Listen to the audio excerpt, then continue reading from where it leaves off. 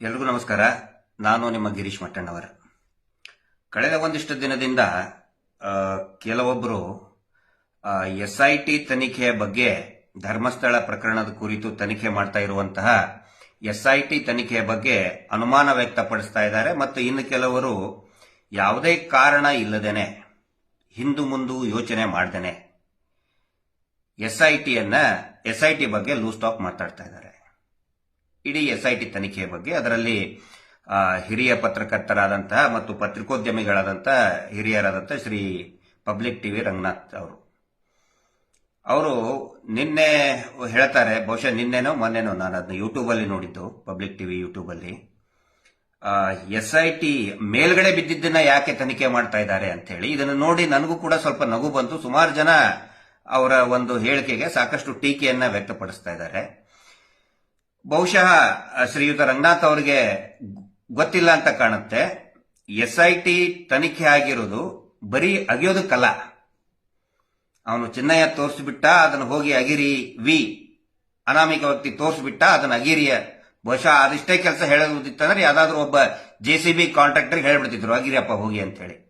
Dharmasthala crime number 39/2025 Dharmasthala ಅನ್ನೋದು Ranganath G ಅವರೇ ಧರ್ಮಸ್ಥಳ ಪ್ರಕರಣಗಳು ಅಂತಾನೆ ಉಲ್ಲೇಖ ಮಾಡ್ತಾರೆ. ಅಂದ್ರೆ ಧರ್ಮಸ್ಥಳದಲ್ಲಿ ನಡೆದಂತಹ ಅನೇಕ ಪ್ರಕರಣಗಳು, ಅದು ಮಿಸ್ಸಿಂಗ್ ಇರಬಹುದು, ಡೌಟ್ಫುಲ್ UDR ಇರಬಹುದು, ಅಥವಾ ಅದಕ್ಕೆ ಸಂಬಂಧಪಟ್ಟಂತಹ ಯಾವುದೇ ಪ್ರಕರಣಗಳಿರಬಹುದು.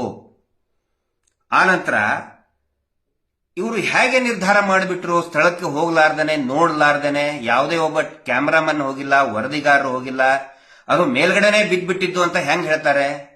ಅದು ಹೂತಿದ್ದು ಕೂಡ ಆಗಿರಬಹುದಲ್ಲ. ಹೂತಿದ್ದು ನೋಡಿ, it has stood 15 to 20 monsoons. ಒಂದು ಮಾನ್ಸೂನ್ ನಲ್ಲಿ ಎಷ್ಟೊಂದು ಮಳೆ ಆಗುತ್ತೆ, ಎಷ್ಟೊಂದು ಮಳೆಯಾಗಿ ಎಷ್ಟೊಂದು ಸಾಯಿಲ್ ಇರೋಜನ್ ಆಗುತ್ತೆ. 10 ವರ್ಷ, 15 ವರ್ಷ, ಅಥವಾ 4-5 ವರ್ಷನೇ ತಗೊಳ್ಳಿ ನೀವು, ಎಷ್ಟು ಸಾಯಿಲ್ ಇರೋಜನ್ ಆಗುತ್ತೆ. ಮಣ್ಣಿನ ಸವಕಳಿ, ಮಣ್ಣು ಕೊಚ್ಚಿಕೊಂಡು ಹೋಗಿ ಪ್ರಾಕೃತಿಕ ಒಂದು ಆ ಚೇಂಜಸ್ ನಿಂದ ಹೂತಿಟ್ಟಂತ ಶವ ಅದು ಮೇಲ್ಗಡೆ ಕಾಣಿಸ್ಕೊಂಡೇ ಕಾಣಿಸುತ್ತೆ. ಇವ್ರು ಯಾಕೆ ಏಕಾಏಕಿ ಏನು ನೋಡ್ಲಾರ್ದೇನೆ ಈ ತರ ಯಾಕೆ ಹೇಳಿಕೆ ಕೊಡ್ತಾ ಇದ್ದಾರೆ? ಅದು ಒಂದು ಪ್ರತಿಷ್ಠಿತ ಚಾನೆಲ್ನ ಪ್ರತಿಷ್ಠಿತ ಆಂಕರ್ ಆಗಿ ಯಾಕೆ ಈ ತರ ಹೇಳಿಕೆ ಕೊಡ್ತಾರೋ ನನಗಂತರೂ ಅರ್ಥ ಆಗ್ತಾ ಇಲ್ಲ. ದಯವಿಟ್ಟು ಆ ತರ ಹೇಳಿಕೆ ಕೊಟ್ಟು ಇನ್ನೇನೋ ಆಮೇಲೆ ಲೂಸ್ ಟಾಕ್ ಮಾತಾಡೋದು, SIT ತನಿಖೆಯ ಬಗ್ಗೆ, ಅಧಿಕಾರಿಗಳ ಬಗ್ಗೆ, ಬಹುಶಃ ಇದನ್ನು ನೋಡಿದರೆ ಏನೋ ಒಂದ್ ಕಡೆ ವಾಲಿ ಬೇಕು ಅಂತಲೇ ಮಾತಾಡ್ತಾ ಇದ್ದಾರೆ ಅಂತ ನನಗನ್ನಿಸ್ತಾ ಇದೆ. ಸಾರ್ವಜನಿಕರಿಗೂ ಕೂಡ ಆ ತರ ಭಾವನೆ ಬರ್ತಾ ಇದೆ. ಇನ್ನು ಕೆಲವೊಬ್ರು ಸೌಜನ್ಯ ಪ್ರಕರಣದ ಒಂದು ಕಾಳಜಿಯಿಂದ, ಸೌಜನ್ಯಳಿಗೆ ನ್ಯಾಯ ಸಿಗಬೇಕು ಅನ್ನುವಂತ ಕಾಳಜಿಯಿಂದ ಕೆಲವೊಂದಿಷ್ಟು ಅಧಿಕಾರಿಗಳ ಮೇಲೆ, SIT ಅಧಿಕಾರಿಗಳ ಮೇಲೆ ಆರೋಪ ಮಾಡ್ತಾ ಇದ್ದಾರೆ. ಹಿಂದೆ ನಾನು ಕೂಡ ಮಾಡಿದ್ದೆ. ಚಿನ್ನಯ್ಯನ ಏನೊಂದು ಫೀಡ್ಬ್ಯಾಕ್ ಕೊಟ್ಟಿದ್ದ, ಇದ್ರ ಮೇಲೆನೆ ಇವರು ಬೇಕು ಅಂತಲೇ ಮಾಡ್ತಾ ಇದ್ದಾರೆ ಅಂತ. ನನಗೀಗ ಅನ್ಸೋದು, ಈ SIT ಅಧಿಕಾರಿಗಳ ಬಗ್ಗೆ ಏನಾದ್ರೂ ನಿಖರವಾದಂತಹ, ಅವರು ಏನೋ ತಪ್ಪು ಮಾಡ್ತಾ ಇದ್ದಾರೆ, ದುಡ್ಡು ತಗೊಂಡಿದ್ದಾರೆ, ನಿಖರ ದಾಖಲೆಗಳಿದ್ರೆ ದಯವಿಟ್ಟು ಆ ದಾಖಲೆಗಳನ್ನ ಹಿರಿಯ ಅಧಿಕಾರಿಗಳ ಗಮನಕ್ಕೆ ತಂದು ಮಾತಾಡೋದು ಒಳ್ಳೇದು. ಯಾಕಂತ ಹೇಳಿದ್ರೆ ಈಗ ತನಿಖೆ ಶುರುವಾಗಿ ಒಂದು ಹಂತಕ್ಕೆ ಬಂದಿದೆ. ಹಿಂಗಾಗಿ ದಯವಿಟ್ಟು ಯಾರು ಕೂಡ, ಇದು ಒಂದು SIT ಅಂತ ಹೇಳಿದ್ರೆ ನೋಡಿ, ಅದರದ್ದು ನಾನು ವಕ್ತಾರ ಅಂತೂ ಖಂಡಿತ ಅಲ್ಲ, ಬಟ್ ನನ್ನ ಅನುಭವಕ್ಕೆ ಬಂದಿದ್ದು ಹೇಳ್ತಾ ಇದ್ದೀನಿ. ನನ್ನ ಅಭಿಪ್ರಾಯ ಮಾತ್ರ ನಾನು ತಿಳಿಸ್ತಾ ಇದ್ದೀನಿ. SIT ಅವರು ಇಡೀ ಒಂದು ದೊಡ್ಡ ಟೀಮ್, ಅದು ಅಲ್ಲಿನೇ ಸಾಕಷ್ಟು ಹೈರಾರ್ಕಿ ಇದೆ. ಮತ್ತು ಇದು ಒಂದೇ SIT ಅಲ್ಲ, ಅನೇಕ SITಗಳು ಕೂಡ ಈ ರಾಜ್ಯದಲ್ಲಿ ಈಗಲೂ ಕೂಡ ಕೆಲಸ ಮಾಡ್ತಾ ಇದೆ. 1 or 2 SIT ಈಗಲೂ ಕೂಡ ಕೆಲಸ ಮಾಡ್ತಾ ಇದೆ. ಅನೇಕ ಪ್ರಕರಣಗಳಲ್ಲಿ SIT ಟೀಮ್ ಫಾರ್ಮೇಶನ್ ಆದಾಗ ಒಬ್ರು ಇಬ್ರು ಏನಾದ್ರೂ ತಪ್ಪು ಮಾಡಿರ್ತಾರೆ. ಆ ತರ ಏನಾದ್ರೂ ಇದ್ರೆ SIT ಅಧಿಕಾರಿಗಳ ಗಮನಕ್ಕೆ ಬರ್ತದೆ, ಅದು ಹಿರಿಯ ಅಧಿಕಾರಿಗಳ ಗಮನಕ್ಕೆ ಬರ್ತದೆ. ಅವರು ಅದರ ಮೇಲೆ ಕ್ರಮ ಕೈಗೊಳ್ಳಿ ಹೊರತು ನಾವು ಯಾರು ಕೂಡ, ನಾನು ಎಲ್ಲಾ ಸೌಜನ್ಯ ಹೋರಾಟಗಾರರಿಗೆ ಮತ್ತು ನ್ಯಾಯ ಬಯಸ್ತಕ್ಕಂಥ ಎಲ್ಲರಿಗೂ ಕೂಡ ನಾನು ಹೇಳ್ತಾ ಇದ್ದೀನಿ, ದಯವಿಟ್ಟು SITಯ ಕುರಿತಾಗಿ ಯಾವುದೇ ರೀತಿಯಾದಂತಹ ಅನುಮಾನ ವ್ಯಕ್ತಪಡಿಸುವುದು ಬೇಡ. ನಾನು ಕೂಡ ಈಗ ಏನು ಹಿಂದೆ ನಾವು ಮಾತಾಡಿದ್ವಿ, ಬೇಡ ಅನಿಸ್ತಾ ಇದೆ. ಯಾಕಂತ ಹೇಳಿದ್ರೆ ಇದು SIT ವರ್ಸಸ್ ಸೌಜನ್ಯ ಹೋರಾಟ ಆಗುದು ಬೇಡ. ಅದು ನಮ್ಮ ಉದ್ದೇಶನೂ ಕೂಡ ಅಲ್ಲ. ಸೌಜನ್ಯ ಹೋರಾಟದ ಉದ್ದೇಶ ಕೊಲೆಗಡಕರಿಗೆ ಪ್ರಭಾವಿ ಧರ್ಮಸ್ಥಳದಲ್ಲಿ ನಿರಂತರವಾಗಿ 30-40 ವರ್ಷ ಶೋಷಣೆ ಮಾಡಿ, ಕೊಲೆ ಮಾಡಿ, ಅತ್ಯಾಚಾರ ಮಾಡಿ, ಭೂ ಕಬಳಿಕೆ ಮಾಡಿದಂತಹ ಆ ಕುಟುಂಬಕ್ಕೆ ಮತ್ತು ಇಡೀ ರಾಜ್ಯಾದ್ಯಂತ ಅತ್ಯಾಚಾರ ಪ್ರಕರಣಗಳು, ಈ ಲೈಂಗಿಕ ದೌರ್ಜನ್ಯ, ಸೆಕ್ಸುವಲ್ ಅಬ್ಯೂಸ್ಮೆಂಟ್ ನಿಲ್ಲಬೇಕು ಅನ್ನೋದು ಸೌಜನ್ಯ ಹೋರಾಟದ ಉದ್ದೇಶ ಹೊರತು ಪೊಲೀಸ್ ವರ್ಸಸ್ ಸೌಜನ್ಯ ಹೋರಾಟಗಾರರು, ಎಸ್ಐಟಿ ವರ್ಸಸ್ ಸೌಜನ್ಯ ಹೋರಾಟಗಾರರು ಅದು ಆ ರೀತಿ ಆಗೋದು ಬೇಡ. ಒಂದು ವೇಳೆ ಏನಾದರೂ ನಮ್ಮ ಈ ತನಿಖೆಗೆ ವ್ಯತಿರಿಕ್ತವಾಗಿ ಆಗುವಂತಹ ಬೆಳವಣಿಗೆ ಏನಾದರೂ ನಡೆದಿದ್ರೆ, ಅಲ್ಲಿರ್ತಕ್ಕಂಥ ಸಿಬ್ಬಂದಿಗಳಿಂದ ನಡೆದಿದ್ರೆ, ದಯವಿಟ್ಟು ಆ ದಾಖಲೆಗಳನ್ನ ಹಿರಿಯ ಅಧಿಕಾರಿಗಳಿಗೆ ತಗೊಂಡು ಬಂದ ಮೇಲೆ ಮಾತಾಡೋದು ಒಳ್ಳೆಯದು ಅನ್ನೋದು ನನ್ನ ಅಭಿಪ್ರಾಯ. ಯಾಕಂತ ಹೇಳಿದ್ರೆ ನಾನು 10 ದಿನದವರೆಗೆ ಅಲ್ಲಿ ವಿಚಾರಣೆಯನ್ನ ನಾನು ನೋಡಿದ್ದೀನಿ. ಈ ಮಾತು ನಾನು ಏನೋ ಅವ್ರಿಗೆ ಫೇವರ್ ಮಾಡಬೇಕು ಅಂತ ಹೇಳ್ತಾ ಇಲ್ಲ. ಖಂಡಿತ ನಾನು SIT ಆಗ್ಲಿ ಅಥವಾ ನಾವು ಅವ್ರೇನು ಬೀಗರಲ್ಲ, ನೆಂಟರಲ್ಲ, ಏನೂ ಅಲ್ಲ. ಆದ್ರೆ ನನ್ನ ನಿಲುವು ಏನು ಅಂತ ಹೇಳಿದ್ರೆ, ಈ ಕುರಿತಾಗಿ ಒಂದು ವೇಳೆ ನನಗೀಗ ನಮ್ಮನ್ನು ಅರೆಸ್ಟ್ ಮಾಡಬೇಕು ಅಂತ ಹೇಳಿ ಸಾಕಷ್ಟು ರಾಜಕೀಯ ಪಿತೂರು ನಡೆದಿದೆ. ಒಳಗಡೆನೂ ಕೂಡ ಈ ಧರ್ಮೋದ್ಯಮಿಗಳ ಪ್ರಭಾವಿಗಳ ಕಡೆಯಿಂದ ಸಾಕಷ್ಟು ಒತ್ತಡ ಬಂದಿದೆ. ಸರ್ಕಾರದ ಮೇಲೇನೂ ಒತ್ತಡ ಇದೆ, ಪೊಲೀಸರ ಮೇಲೇನೂ ಒತ್ತಡ ಇದೆ. ಒಂದು ವೇಳೆ ನನ್ನನ್ನ ಅರೆಸ್ಟ್ ಮಾಡಿದ್ರು ಕೂಡ, ಸುಳ್ಳು ಪಿತೂರು ಮಾಡಿ ಸುಳ್ಳು FIR ಹಾಕಿ ಅರೆಸ್ಟ್ ಮಾಡಿದ್ರು ಕೂಡ SITಯ ಮೇಲೆ ನನಗೆ ಖಂಡಿತ ಬೇಜಾರ ಆಗೋದಿಲ್ಲ. ಆದ್ರೆ ನನಗೆ ಬೇಜಾರ ಆಗೋದು, ನೋವು ಆಗೋದು ಯಾವಾಗ ಅಂತ ಹೇಳಿದ್ರೆ, SIT ತನಿಖೆ ನಿಲ್ಲಿಸಿ ನಿಜವಾದ ಅಪರಾಧಿಗಳು, ಕೊಲೆಗಡಕರು ಪರಾರಿಯಾದ್ರೆ ಆವಾಗ ನನಗೆ ಬೇಜಾರಾಗುತ್ತೆ. ಈ ಮಾತನ್ನು ನಾನು ಹೇಳಿದ್ದೇನೆ ಈಗಾಗಲೇ. ಇಲ್ಲಿ ನಮ್ಮ ಮೇಲೆ FIR ಆಗುತ್ತೋ ಬಿಡುತ್ತೋ, ಜೈಲಿಗೆ ಹೋಗ್ಬಿಡ್ತೇವೋ ಅದು ಮುಖ್ಯ ಆಗಬಾರದು. ಅಪರಾಧಿಗಳಿಗೆ SIT ತನಿಖೆ ಮುಖಾಂತರ ಶಿಕ್ಷೆ ಆಗಬೇಕು ಅನ್ನೋದು ನಮ್ಮ ನಿಲುವು, ನಮ್ಮ ಗುರಿ, ನಮ್ಮ ಫೋಕಸ್. ಇಲ್ಲಿ ವ್ಯಕ್ತಿಗಳು ನಾವು ಪ್ರಾಮುಖ್ಯತೆಯನ್ನ ಪಡ್ಕೊಳ್ಬಾರದು ಅನ್ನೋದು ನನ್ನ ಸ್ಪಷ್ಟವಾದಂತಹ ಅಭಿಪ್ರಾಯ. ಹಿಂಗಾಗಿ ನಾನು ಕೂಡ ನನ್ನ ಅಭಿಪ್ರಾಯ ಯಾರಿಗೆ ಹೇಳಬೇಕು ಅವ್ರಿಗೆ ಹೇಳಿದ್ದೀನಿ. ನೋಡಿ, ನಮ್ಮನ್ನು ಅರೆಸ್ಟ್ ಮಾಡಿದ್ರು ಕೂಡ ನಮ್ಗೆ ಯಾವುದೇ ಬೇಜಾರ ಇಲ್ಲ. ಇನ್ನೂ ಒಂದು 10 FIR ಹಾಕ್ತೀರಾ, ಯಾವುದೇ ಬೇಜಾರ ಇಲ್ಲ. ಆದರೆ 40-50 ವರ್ಷದಿಂದ ನಿರಂತರವಾಗಿ ಏನು ದಬ್ಬಾಳಿಕೆ ನಡೆಸಿದ್ದಾರೆ ಅವರಿಗೆ ಶಿಕ್ಷೆ ಆಗಲಿಲ್ಲ ಅಂತ ಹೇಳಿದ್ರೆ ಅದು ನಮಗೆ ನಿಜವಾದ ಶಿಕ್ಷೆ. ಅದು ನಮಗೆ ನೋವನ್ನು ತರಿಸುತ್ತೆ. ನಮ್ಮ ಮೇಲೆ FIR ಇದ್ರೆ ನನಗೆ ನೋವು ಆಗುವುದೇ ಇಲ್ಲ. ಸುಳ್ಳು ಕೇಸ್ ಮಾಡಿಕೊಂಡು ಅರೆಸ್ಟ್ ಮಾಡಿದ್ರು ಕೂಡ ನೋವು ಆಗುವುದಿಲ್ಲ. ಅತ್ಯಾಚಾರಿಗಳು ಈ ತನಿಖೆಯಿಂದ ತಪ್ಪಿಸ್ಕೊಂಡು ಹೋದ್ರೆ ಮಾತ್ರ ಬೇಜಾರಾಗುತ್ತೆ. ಹೀಗಾಗಿ ದಯವಿಟ್ಟು ನಾನು ಆಗ್ಲಿ ಅಥವಾ ಇನ್ನು ಯಾರೇ ನ್ಯಾಯ ಬಯಸುವಂತವರು ದಯವಿಟ್ಟು SITಗೆ ತನಿಖೆ ಮಾಡೋದಕ್ಕೆ ಬಿಡಿ. ಒಂದಿಷ್ಟು ದಿನ ಅವರು ಮಾಡ್ತಾ ಇದ್ದಾರೆ. ಯಾಕಂತ ಹೇಳಿದ್ರೆ, for the first time in the history ಒಂದು ತನಿಖಾ ಸಂಸ್ಥೆ ಅತ್ಯಂತ ಪ್ರೊಫೆಷನಲ್ ಆಗಿ ತನಿಖೆ ಮಾಡಕ್ ಶುರು ಮಾಡಿದೆ. ಈ ಹಿಂದೆ ಇವರು ವಿರುದ್ಧ ಏನು SIT ಆಗಿಲ್ವಾ? ಆಗಿತ್ತು. ಸೌಜನ್ಯ ಕೇಸಲ್ಲಿ ಕೂಡ SIT ಫಾರ್ಮೇಶನ್ ಆಗಿತ್ತು. ತನಿಖೆ ಮಾಡಿದ್ದು ಎಷ್ಟು ದಿನ? ಒಂದು 5-6 ದಿನ. ಸಂತೋಷ್ ರಾವ್ ಸಿಕ್ಕ ಮೇಲೇನೂ ಕೂಡ ಆ SIT 4 ತಂಡಗಳು ಆಯ್ದು. 4 ತಂಡಗಳಾದಾಗ ಇವನು ಮಾಡಿಲ್ಲ, ಇವನ ಜೊತೆಗೆ ಅಂದ್ರೆ ಒಬ್ಬ ವ್ಯಕ್ತಿಯಿಂದ ಆಗಿಲ್ಲ, ಇನ್ನೂ 5-6 ಜನ ಇದಾರೆ ಅಂತ ಹೇಳಿ ತನಿಖೆ ಪ್ರಾರಂಭ ಸ್ಟಾರ್ಟ್ ಮಾಡಿ 5-6 ದಿನಕ್ಕೆ SITನೇ ಕ್ಲೋಸ್ ಮಾಡಿಬಿಟ್ರು. ಮತ್ತೆ CID ತಗೊಂಡು ಬಂದ್ರು. CID ತನಿಖೆ ಮಾಡಿದ್ರು ಬರೀ 18 ದಿನ, 18-20 ದಿನಕ್ಕೆ ವರದಿ ಕೊಟ್ಟು ಮುಗಿಸಿಬಿಟ್ರು. CBI ಮಾಡಿತು. CBIನೂ ಕೂಡ ಯಾವುದೇ ರೀತಿಯಾದಂತಹ ಪರಿಣಾಮಕಾರಿಯಾಗಿ ಮಾಡಲಿಲ್ಲ. But for the first time ಆನಂತರ ಪದ್ಮಲತಾ ಪ್ರಕರಣದಲ್ಲಿ ಕೂಡ CID ತನಿಖೆ ಆಗಿದೆ. ಅದು ಕೂಡ ಪೂರ್ತಿ ಆಗಲಿಲ್ಲ. ಅದು ಕೂಡ C ರಿಪೋರ್ಟ್ ಕೊಡ್ತು. ಆ ಗತಿ ಈಗ SITಗೆ ಆಗಬಾರ್ದು. ತುಂಬಾ ಚೆನ್ನಾಗಿ ಮಾಡ್ತಾ ಇದ್ದಾರೆ. ಈಗ ಸಣ್ಣ 1-2 ತಪ್ಪು ಒಂದು ಟೀಮ್ ನಲ್ಲಿ ಆಗೇ ಆಗಿರ್ತದೆ.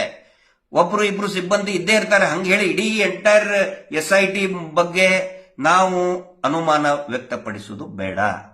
ಫಾರ್ ದ ಫಸ್ಟ್ ಟೈಮ್ ಇಷ್ಟು ಚೆನ್ನಾಗಿ ಇಷ್ಟೊಂದು ಪ್ರೊಫೆಷನಲ್ ಆಗಿ ಮಾಡ್ತಾ ಇದ್ದಾರೆ. ಬಂಗ್ಲೆಗುಡ್ಡೆ ಬಗ್ಗೆ ಈ ಸುಸೈಡ್ ಪಾಯಿಂಟ್ ಅಂತ ಕೆಲವೊಬ್ರು ಅಪಪ್ರಚಾರ ಅನ್ನೋದಲ್ಲ, ಸುಸೈಡ್ ಪಾಯಿಂಟ್ ಅಂತ ಒಂದು ನಾಟಕ, ಡ್ರಾಮಾ, ಒಂದು ಹೊಸ ಸ್ಕ್ರಿಪ್ಟ್, ಈ ನಕಲಿ ದೇವಮಾನವನ ಒಂದು ನಾಟಕ ಮಂಡಳಿ ಅಂತ ಇದೆ. ಅದು ದಿನ ಒಂದೊಂದು ಸ್ಕ್ರಿಪ್ಟ್ ಬರಿತಾ ಇರ್ತದೆ. ಸುಸೈಡ್ ಪಾಯಿಂಟ್ ಯಾರಾದ್ರೂ ಹೋಗಿದ್ರೇನ್ರಿ ಅಲ್ಲಿ? ಯಾರಾದ್ರೂ ಅಲ್ಲಿ ಟ್ರೆಕ್ಕಿಂಗ್ ಪಾಯಿಂಟ್ ಇದ್ದಂಗಿದೆ. ಅಲ್ಲಿ ಎಷ್ಟು ಕಷ್ಟ ಪಡ್ತಾ ಇದ್ದಾರೆ SIT ಅಧಿಕಾರಿಗಳು. ನನಗನ್ಸಿದ ಮಟ್ಟಿಗೆ ಇಂಡೋ ಬಾಂಗ್ಲಾ ಬಾರ್ಡರ್ ನಲ್ಲಿ, ಕಾಡಿನಲ್ಲಿ ಯಾವ ರೀತಿ ಸೈನಿಕರು ಕಾರ್ಯಾಚರಣೆ ಮಾಡ್ತಾರೆ ಆ ರೀತಿ SIT ಅಧಿಕಾರಿಗಳು ಕಾರ್ಯಾಚರಣೆ ಮಾಡ್ತಾ ಇದ್ದಾರೆ, ಕೆಲಸ ಮಾಡ್ತಾ ಇದ್ದಾರೆ. ಮಳೆ ಇರಬಹುದು, ಬಿಸಿಲಿರಬಹುದು, ಬೆಳಿಗ್ಗೆ ಚಳಿ ಇರಬಹುದು, ಅಂತದ್ರಲ್ಲಿ ಕೆಲಸ ಮಾಡ್ತಾ ಇದ್ದಾರೆ SIT ಅಧಿಕಾರಿಗಳು. ಅವರು ಕೂಡ ಅವ್ರ ಹೆಂಡತಿ ಮಕ್ಕಳನ್ನ ಬಿಟ್ಟು, ಅವ್ರಿಗೂ ಕೂಡ ಅವ್ರದೇ ವೈಯಕ್ತಿಕವಾದಂತಹ ತೊಂದರೆಗಳಿದೆ, ಸಮಸ್ಯೆಗಳೇ, ಅದನ್ನೆಲ್ಲವನ್ನು ಕೂಡ ಬದಿಗಿಟ್ಟು ಒಂದು ನಕ್ಸಲ್ ಕಾರ್ಯಾಚರಣೆ ಇರಬಹುದು ಅಥವಾ ಇಂಡೋ ಬಾಂಗ್ಲಾ ಬಾರ್ಡರ್ ಕಾಡ್ನಲ್ಲಿ ಮ್ಯಾನ್ಮಾರ್ ಕಾಡ್ನಲ್ಲಿ ಕೆಲಸ ಆ ರೀತಿ ಇದೆ ಬಂಗ್ಲೆಗುಡ್ಡೆ. ಹೇಳ್ತಾರೆ ಕೆಲವೊಬ್ರು ಸುಸೈಡ್ ಪಾಯಿಂಟ್ ಅಂತ. ಸುಸೈಡ್ ಪಾಯಿಂಟ್ ಅಂತ ಹೇಳಿದ್ರೆ ಅದೇನ್ ಟೀ ಪಾಯಿಂಟ್ ಏನ್ರಿ? ನಾನು ನೋಡ್ತಾ ಇದ್ದೀನಿ 3-4 ದಿನ ಆಯ್ತು suicide point tea point.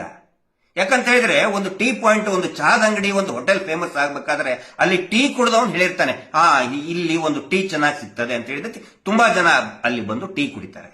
Idli chutney ಚೆನ್ನಾಗಿ ಸಿಗ್ತದೆ ಅಂತ ಯಾವ ತಿಂದವನು ಹೇಳಿರ್ತಾನೆ, ಅವನು ಅನುಭವ ಹಂಚ್ಕೊಂಡಿರ್ತಾನೆ, ಜನ ಫೇಮಸ್ ಆಗುತ್ತೆ.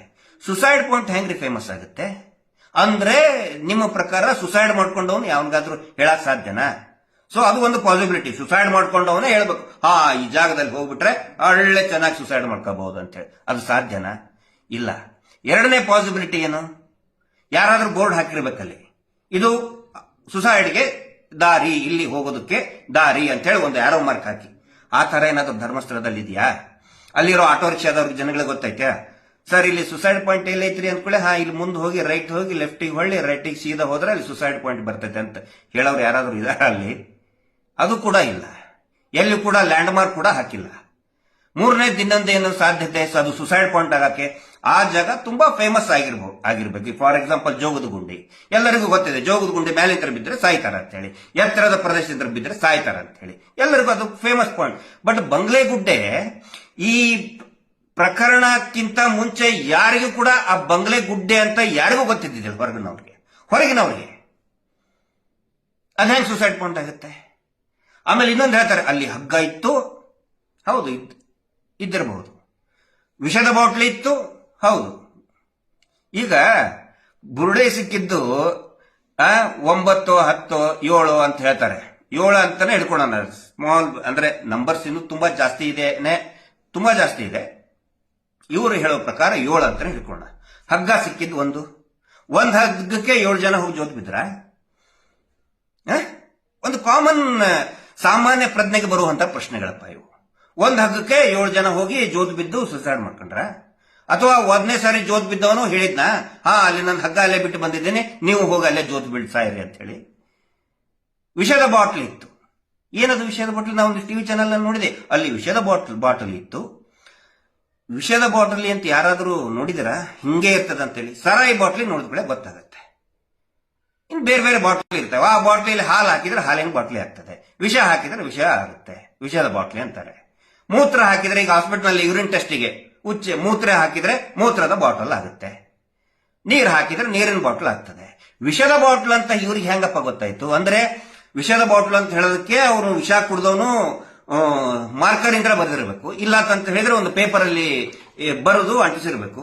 ಅಂದ್ರೆ 7, 8, 10 ವರ್ಷ ಆಗೋ ತನಕನೂ ಕೂಡ ಮಾರ್ಕ್ ಹಂಗೆ ಇತ್ತ. ಅವನು ಆ ವಿಷದ ಬಾಟ್ಲಿ ಮೇಲೆ ಇದು ವಿಷದ ಬಾಟಲ್ ಅಂತ ಬರುದು ಮಾರ್ಕರ್ ಇಂದ ಬರೆದು ಸತ್ನ, ಅಥವಾ ಒಂದು ಚೀಟಿ ಸ್ಟಿಕ್ಕರ್ ಅಂಟಿಸಿ ವಿಷದ ಬಾಟಲ್ ಅಂತ ಬರೆದಿಟ್ಟು ಸಾಯ್ತಾರೆ ಯಾರಾದ್ರೂ? ಇದು ನಾವು ಕೂಡ ಸ್ಟಡಿ ಮಾಡಿದ್ದೀನಿ, ನನ್ನ ಒಂದು ರೀತಿಯಲ್ಲಿ ಅಧ್ಯಯನ ಮಾಡಿದ್ದೀನಿ. ಹಗ್ಗ ಇರೋದು ನಿಜ, ಅಲ್ಲಿ ಬಾಟ್ಲ್ ಇರೋದು ಕೂಡ ನಿಜ.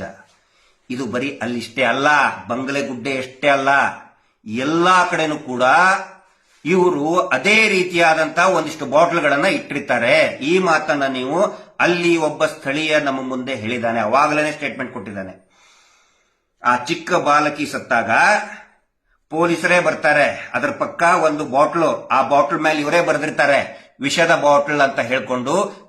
ಡೆತ್ ನೋಟ್ ಕೂಡ ಇವರೇ ತಗೊಂಡು ಬಂದು ಅಲ್ಲಿಟ್ಟು ಫೋಟೋಗ್ರಾಫರ್ನ ಮುಂದೆ ಕರೆಸಿ ಒಂದು ಫೋಟೋ ಹೊಡ್ಕೊಂಡು ಹೋಗ್ಬಿಡ್ತಾರೆ. ಅಂದ್ರೆ ಎಲ್ಲರಿಗೂ ಅನಿಸ್ಬೇಕು ಈ ಹುಡುಗಿ ವಿಷ ಕುಡಿದು ಸತ್ತಿದ್ದಾಳೆ, ಅಥವಾ ಈ ವ್ಯಕ್ತಿ, ಈ ಗಂಡಸು ವಿಷ ಕುಡಿದು ಸತ್ತಿದ್ದಾನೆ ಅಂತ. ಆಮೇಲೆ ಆಲ್ಮೋಸ್ಟ್ ಎಲ್ಲವೂ ಕೂಡ ಅಲ್ಲಿ ಕಟ್ಟಿದ ಸ್ಥಿತಿಯಲ್ಲಿವೇ ಇರ್ತವೆ. ಆದರೆ ಯಾವ ಕೂಡ ನೇತು ಬಿದ್ದಿದ್ದಲ್ಲ, ಕೆಳಗಡೆ ಕುಂತಾಗೂ ಕೂಡ ಅದನ್ನು ಕಟ್ಟಿರ್ತಾರೆ. ಸೌಜನ್ಯ ಡೆಡ್ ಬಾಡಿ ಕಟ್ಟಿದ ಸ್ಥಿತಿಯಲ್ಲಿತ್ತು, ಪದ್ಮದತ್ತಾಳ ಡೆಡ್ ಬಾಡಿ ಕಟ್ಟಿದ ಸ್ಥಿತಿಯಲ್ಲಿತ್ತು, ಅನೇಕ ದೇಹಗಳು ಕಟ್ಟಿದ ಸ್ಥಿತಿಯಲ್ಲಿರ್ತವೆ. ಇದೊಂದು ಪ್ಯಾಟರ್ನ್, ಇದೊಂದು ಮೋಡಸ್ ಆಪರಂಡಿ. ಅಂದ್ರೆ ಅಕ್ರಮ ಅಥವಾ ಅಪರಾಧ ಮಾಡುವಂತಹ ವಿಧಾನ, ಮೋಡಸ್ ಆಪರಂಡಿ. ಆ ಕ್ಷೇತ್ರ, ಆ ಧರ್ಮಸ್ಥಳದ ಪ್ರದೇಶದಲ್ಲಿ ನಿರಂತರವಾಗಿ ಇದೇ ಒಂದು ಮೋಡಸ್ ಆಪರಂಡಿ, ಇದೇ ಒಂದು ಪ್ಯಾಟರ್ನ್ ನಲ್ಲಿ ಹೆಣಗಳು ಬೀಳ್ತಾ ಇದ್ದಾವೆ. ಇದನ್ನ SIT ಅವರು ಕಂಡು ಹಿಡಿಬೇಕಾಗತ್ತೆ. ಏನು ನಾನು ಹೇಳಿದ್ದು ಕೂಡ ನಿಜ ಇರಲಿಕ್ಕಿಲ್ಲ. ನಾನು ನನ್ನ ಅಧ್ಯಯನ, ನನ್ನ ಸಂಶಯ, ಸ್ಥಳೀಯರ ಆಧಾರವ ಮಾತುಗಳನ್ನ, ಅನುಭವಗಳನ್ನ ಆಧಾರವಾಗಿ ಇಟ್ಕೊಂಡು ನಾನು ವ್ಯಕ್ತಪಡಿಸ್ತಾ ಇದ್ದೇನೆ. ಬಟ್ ಅಲ್ಟಿಮೇಟ್ಲಿ ಇದಕ್ಕೆ ಟ್ರೂತ್ ಹೊರಗಡೆ ಬರುವುದು, ಸತ್ಯ ಹೊರಗಡೆ ಬರಬೇಕಾಗಿರೋದು SIT ತನಿಖೆಯಿಂದ. ಅದನ್ನು ಮಾಡೋದಕ್ಕೆ ಬಿಡಬೇಕಲ್ಲ. ಆ ನಂತರ ಮೊನ್ನೆ ಅದು ಅಸ್ಥಿಪಂಜರ ಸಿಕ್ಕಿದ್ದು ವಯಸ್ಸಾದಂತವರು, ಕೊಡಗಿನ ಮೂಲದವರು, ವಾಕಿಂಗ್ ಸ್ಟಿಕ್ ಇತ್ತು ಅಂತ ಹೇಳ್ತಾರೆ. ಸಿಕ್ಕಿರಬೇಕು. ಮತ್ತು ಅವರು ಮಕ್ಕಳು ಕೂಡ ಅದನ್ನ ಮಡಿಕೇರಿ ಸೋಮವಾರಪೇಟೆಯವರು ಅಕ್ನಾಲೇಜ್ ಮಾಡಿದ್ದಾರೆ, ಹೌದು ನಮ್ಮ ತಂದೆ ಹೋಗಿದ್ರು ಅಂತೇಳಿ. ಇಲ್ಲಿ ಪ್ರಶ್ನೆ ಬರೋದು, ಆ ಬಂಗ್ಲೆ ಗುಡ್ಡೆಗೆ ಪೊಲೀಸರು ಹತ್ತಬೇಕಾದ್ರೆ ಮತ್ತೆ ಸೋಕೋ ಟೀಮ್ನವ್ರು ಹತ್ತಬೇಕಾದ್ರೆ ಜಾರಿ ಬಿದ್ದಿದ್ದಾರೆ. ವಾಕಿಂಗ್ ಸ್ಟಿಕ್ ಅವ್ರು ಹೇಳ್ತಾರೆ 2 ಸಾರಿ ಸ್ಟ್ರೋಕ್ ಆಗಿತ್ತು ಅಂತ ಹೇಳ್ತಾರೆ. ಅವ್ರ ಮಗ, ಅವರ ಚಿರಂಜೀವಿ ಅವರು ಸೋಮವಾರಪೇಟೆಯಿಂದ ಹೇಳ್ತಾರೆ 2 ಸಾರಿ ನಮ್ಮ ತಂದೆಗೆ ಸ್ಟ್ರೋಕ್ ಆಗಿತ್ತು, ಏಜ್ 70+ ಇದೆ. ವಾಕಿಂಗ್ ಸ್ಟಿಕ್ ಹಿಡ್ಕೊಂಡು ಒಂದೊಂದು ಹೆಜ್ಜೆ ಅವರು ನಡೀತಾ ಇದ್ರು. ಇವರು ಹೇಳೋದು, ಅಲ್ಲಿ ಹೋಗಿ ಈ ವ್ಯಕ್ತಿ ಪಾಪ ವಯಸ್ಸಾದಂತಹ ವ್ಯಕ್ತಿ ಪೊಲೀಸರು ಹೋಗೋದಕ್ಕೆ ಹರಸಾಹಸ ಪಟ್ಟಿದ್ದಾರೆ, ಬಿದ್ದಿದ್ದಾರೆ ಜಾರಿ. ಸೋಕೋ ಟೀಮ್ನೇ ಜಾರಿ ಬಿದ್ದಿದ್ದಾರೆ. ಒಂದಿಷ್ಟು FSL ಅದಕ್ಕೆ ಇವರು ಕೂಡ ಬಿದ್ದಿದ್ದಾರೆ ಜಾರಿ, ಹತ್ತಕ್ಕಾಗಿಲ್ಲ. ನೀವು ನೋಡಿರ್ತೀರ ಟಿವಿಯಲ್ಲಿ, ಯೂಟ್ಯೂಬ್ ನಲ್ಲಿ ನೋಡಿರ್ತೀರ, ಹತ್ತೋದಕ್ಕೆ ಎಷ್ಟು ಹರಸಾಹಸ ಪಟ್ಟಿದಾರಲ್ಲಿ. ಅಂತದ್ರಲ್ಲಿ 2 ಸಾರಿ ಸ್ಟ್ರೋಕ್ ಆದಂತಹ ವ್ಯಕ್ತಿ ವಾಕಿಂಗ್ ಸ್ಟಿಕ್ ಹಿಡ್ಕೊಂಡು ಹೋಗಿದ್ನ. ಏನೇನು BDA ಪಾರ್ಕ್ ಅಲ್ಲಿ ವಾಕಿಂಗ್ ಮಾಡ್ತಾ ಇದ್ರು ಅವರು. ಅವ್ರು ಹೆಂಗ್ರಿ ಹತ್ತಕ್ಕೆ ಸಾಧ್ಯ ಆಗುತ್ತೆ ಅಷ್ಟೊಂದು ಸ್ಟೀಪ್ ಇದರಲ್ಲಿ. ಆ ನಂತರ ನೀವು ನೋಡಿರ್ಬೋದು ಉಪ್ಪಿನ ಮೂಟೆ, ಒಂದೊಂದು ಉಪ್ಪಿನ ಮೂಟೆ 3 ಜನ ಎತ್ಕೊಂಡು ಹೋಗಿದ್ದಾರೆ. ಒಂದು ಡೆಡ್ ಬಾಡಿ ಹೆಂಗೆ ಎತ್ಕೊಂಡು ಹೋಗಕ್ಕಾಗುತ್ತೆ? ಅಲ್ಲಿನೇ ಯಾಕೆ ಎಸೆದಿದ್ದಾರೆ? ಯಾಕೆ ಎಸೆದಿರ್ತಾರೆ ಅಂತ ಹೇಳಿದ್ರೆ, ಒಂದು ನಿರ್ದಿಷ್ಟ ಕಾರಣದಿಂದನೇ ಡೆಡ್ ಬಾಡಿಯನ್ನ ಅಲ್ಲಿ ತಗೊಂಡು ಹೋಗಿರ್ತಾರೆ ಅನ್ನುವಂತ ಅನುಮಾನ. ನಿರ್ದಿಷ್ಟ ಕಾರಣ ಯಾವುದಿರಬಹುದು? ನರಬಲಿ ಇರಬಹುದಾ? ಯಾಕಂತ ಹೇಳಿದ್ರೆ ವಯಸ್ಸಾದ ವಾಕಿಂಗ್ ಸ್ಟಿಕ್ ಹಿಡ್ಕೊಂಡು ಅಲ್ಲಿ ಹ್ಯಾಂಗ್ರಿ ಹತ್ತಿಯಲ್ಲಿ ಸುಸೈಡ್ ಮಾಡ್ಕೊಳ್ತಾರೆ. ಒಂದು ಕಾಮನ್ ಸೆನ್ಸ್, ಒಂದು ಸಾಮಾನ್ಯ ಪ್ರಜ್ಞೆಗೆ ಬರುವಂತ ಸಂಶಯಗಳಿವೆಲ್ಲ, ಅವುಗಳನ್ನ ನಾನು ವ್ಯಕ್ತಪಡಿಸ್ತಾ ಇದ್ದೇನೆ. ಇಷ್ಟೆಲ್ಲ ಇಟ್ಕೊಂಡು ರಂಗನಾಥ್ ಅಂತ ಒಬ್ಬ ಖ್ಯಾತಿವೆತ್ತಂತಹ ಆಂಕರ್ ಅವರಾಗ್ಲಿ, ಇನ್ನೂ ಕೆಲವೊಂದಿಷ್ಟು ಜನ, ಆ ಬಿಡಿ ಬೇರೆಯವ್ರ ಬಗ್ಗೆ ಮಾತಾಡೋದು ಬೇಡ, ಅವ್ರದ್ದು ಬಗ್ಗೆ ಅವಶ್ಯಕತೆ ಇಲ್ಲ, ದಿನಾ ಒಂದೊಂದು ಸುಳ್ಳು ಹೇಳ್ತಾ ಇದ್ದಾರೆ. ಮಹೇಶ್ ಶೆಟ್ಟರ್ದ ಅದು ವಿಡಿಯೋ ಬಿಟ್ಟಿಂದೆ ಅದು ತೋರಿಸ್ತಾ ಇದ್ದಾರೆ, ಒಂದು ಸುಳ್ಳು ಒಂದು ಇದನ್ನ ಮಾಡಿದ್ದಾರೆ. ಅಲ್ಲಿ ಏನೋ ವಾಶ್ ಬೇಸಿನ್ನದ್ದು 2025ರಲ್ಲಿ ಹಾಕಿದ್ದಂತೆ. ಆ ರೂಮ್ ಅಲ್ಲಿ, ಆ ಕೋಣೆಯಲ್ಲಿ ವಾಶ್ ಬೇಸಿನ್ನೇ ಇಲ್ಲ. ಸುಮ್ನೆ ಏನೇನೋ ಒಂದು ಸುಳ್ಳು ಹೇಳ್ತಾ ಹೋಗ್ತಾ ಇರ್ತಾರೆ. ಅವ್ರು ದುಡ್ಡು ಕೊಟ್ಟಿರ್ತಾರೆ, ಮೂಳೆ ಬಿಸಾಕಿರ್ತಾರೆ, ಬಿಸ್ಕೆಟ್ ಬಿಸಾಕಿರ್ತಾರೆ, ನಕಲಿ ದೇವಮ್ಮನೋ ಅಂತ ತಗೊಂಡು ಒಂದಿಷ್ಟು ಟಿವಿ ಚಾನಲ್ ಕೂತ್ಕೊಂಡು ಹೇಳ್ತಾ ಇರ್ತಾರೆ. ಆದ್ರೆ ಇವುಗಳನ್ನೆಲ್ಲವನ್ನು ಕೂಡ ವಿಶ್ಲೇಷಣೆ ಮಾಡಬೇಕಾದ್ರೆ, ಇವುಗಳನ್ನೆಲ್ಲ ಪರಿಶೀಲನೆ ಮಾಡಬೇಕಾಗತ್ತೆ. SIT ತನಿಖೆ ಮಾಡ್ತಾ ಇದೆ. ದಯವಿಟ್ಟು ಅವ್ರನ್ನ SITಗೆ ವೆರಿ ಕ್ಯಾಲಿಬರ್, ಹೈ ಕ್ಯಾಲಿಬರ್ ಇರುವಂತ ಹಿರಿಯ ಅಧಿಕಾರಿಗಳಿದ್ದಾರೆ, ನಾವು ಗೊತ್ತಿದೆ, ತುಂಬಾ ಚೆನ್ನಾಗಿ ಪ್ರೊಫೆಷನಲ್ ಆಗಿ ಮಾಡ್ತಾ ಇದ್ದಾರೆ. ದಯವಿಟ್ಟು ಅವ್ರನ್ನ ಮಾಡೋದನ್ನ ಬಿಟ್ಟು ಕಂಡಲ್ಲಿ ಸ್ಟ್ರೈಕ್ ಮಾಡೋದು, SIT ನಿಂದಿಸೋದಕ್ಕೆ ಏನ್ ಬೇಕೋ ಎಲ್ಲಾ ಪ್ರಯತ್ನನೂ ಮಾಡ್ತಾ ಇದ್ದಾರೆ. ಯಾಕೆ ಈ ಕುಟುಂಬದವರು ಮಾಡಿಲ್ಲ ಅಂದ್ರೆ ಇಷ್ಟೊಂದು ಯಾಕೆ ಅವರು ಲಗಾಟ ಹೊಡಿತಾ ಇದ್ದಾರೆ? ಆ ನಂತರ ಇವತ್ತು ಸಾಯಂಕಾಲ ಆ ಚಿನ್ನಯ್ಯನ ಹೆಂಡತಿಂದ್ರ ಸ್ಟೇಟ್ಮೆಂಟ್ ಅವರಾಗೆ ಕೊಟ್ಟಿರೋಕ್ ಸಾಧ್ಯನೇ ಇಲ್ಲ. ಇವರೇ ಯಾರಾದ್ರೂ ಹ್ಯಾಂಡಲ್ ಮಾಡ್ತಾ ಇದ್ದಾರೆ. ನಾವು SITಗೆ ವಿನಂತಿ ಮಾಡ್ಕೊಳ್ಳೋದು, ದಯವಿಟ್ಟು ಅದನ್ನ ಕಂಡು ಹಿಡಿಬೇಕು. ಯಾರು ಅವನನ್ನ ಉಲ್ಟಾ ಹೊಡ್ಸಕ್ ನೋಡಿದ್ರು ನಮಗ್ ಗೊತ್ತಿದೆ, ಎಲ್ಲವೂ ಕೂಡ ಗೊತ್ತಿದೆ, ಏನೇನು ಇಲ್ಲಿ ಕೆಟ್ಟ ಕೆಲಸ, ಯಾವ್ಯಾವ ಷಡ್ಯಂತ್ರ ಮಾಡಿದ್ದಾರೆ, ಒಳ ಸಂಚು ಮಾಡಿದ್ದಾರೆ, ಎಲ್ಲಾ ಗೊತ್ತು. ದಯವಿಟ್ಟು ಅದು ಕೂಡ ಬಯಲಿಗೆ ಎಳಿಬೇಕಲ್ವಾ? ಅದು ನಮ್ಮ ಆಶಯ. ಹಿಂಗಾಗಿ ನಾವು SITಗೆ ಇನ್ನೂ ಹೆಚ್ಚಿನ ಶಕ್ತಿ ತುಂಬೋಣ. ಮತ್ತು ಕೊನೆಯದಾಗಿ ಹೇಳ್ತಾ ಇದ್ದೇನೆ, ಯಾರು ಏನ್ ಹೇಳ್ತಾರೋ ಗೊತ್ತಿಲ್ಲ, ಯಾರಾದ್ರೂ ಏನಾದ್ರೂ SITಗೆ ಅಂದು ಅನುಮಾನ ವ್ಯಕ್ತಪಡಿಸಿದ್ರೆ ಅವರೇ ಹೊಣೆಗಾರರಾಗುತ್ತಾರೆ ಹೊರತು ಸೌಜನ್ಯ ಹೋರಾಟ ಸಮಿತಿ ಅದಕ್ಕೆ ಸಂಬಂಧ ಇಲ್ಲ. ಸೌಜನ್ಯ ಹೋರಾಟ ಸಮಿತಿ ವಿ ಸ್ಟ್ಯಾಂಡ್ ವಿತ್ SIT. ಕೆಲವೊಂದಿಷ್ಟು ಇವು ಆಗಿರ್ತವೆ, ಕೇಸು ಅವು ಇವು ಆಗಿರ್ತವೆ, ನಾವು ಅದಕ್ಕೆ ತಲೆ ಕೆಡಿಸ್ಕೊಳ್ಳಲ್ಲ. ನಮ್ಮ ಉದ್ದೇಶ ಅತ್ಯಾಚಾರಿಗಳ ಬಂಧನ ಆಗಬೇಕು, ಶಿಕ್ಷೆ ಆಗಬೇಕು, ಜೈಲಲ್ಲೇ ಕೊಳಿಬೇಕು ಅವರು. ಯಾಕಂದ್ರೆ ನರ ರಾಕ್ಷಸರವರು, ಅಂತಹ ಪ್ರಭಾವಿ ನರ ರಾಕ್ಷಸರು, ಇಡೀ ವ್ಯವಸ್ಥೆಯನ್ನೇ ಅವರ ಕೈಯಲ್ಲಿ ಹಿಡ್ಕೊಂಡವರು. ಅಷ್ಟೇ ಅಲ್ಲ, ಅವರು ಮಂಜುನಾಥ ಸ್ವಾಮಿಯ ಬಗ್ಗೆ ಎಳ್ಳಷ್ಟು ಭಕ್ತಿ ಇಲ್ಲದೆ ಹೋದ್ರು ಕೂಡ ಮಂಜುನಾಥ ಸ್ವಾಮಿಯನ್ನೇ ವ್ಯಾಪಾರ ಮಾಡಿ ತಾನೇ ಮಾತನಾಡುವ ಮಂಜುನಾಥ ಅಂತ ಬೊಗಳೆ ಬಿಟ್ಟಂತವ್ರು, ಜನರನ್ನ 40-50 ವರ್ಷಗಳಿಂದ ಯಾಮಾರಿಸಿದವರು.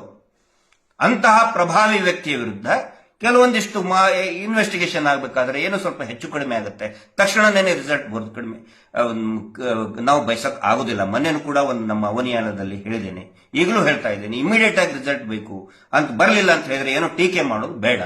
ನಮಗವ್ರು ಏನೇ ಅಂದ್ರೂ ಕೂಡ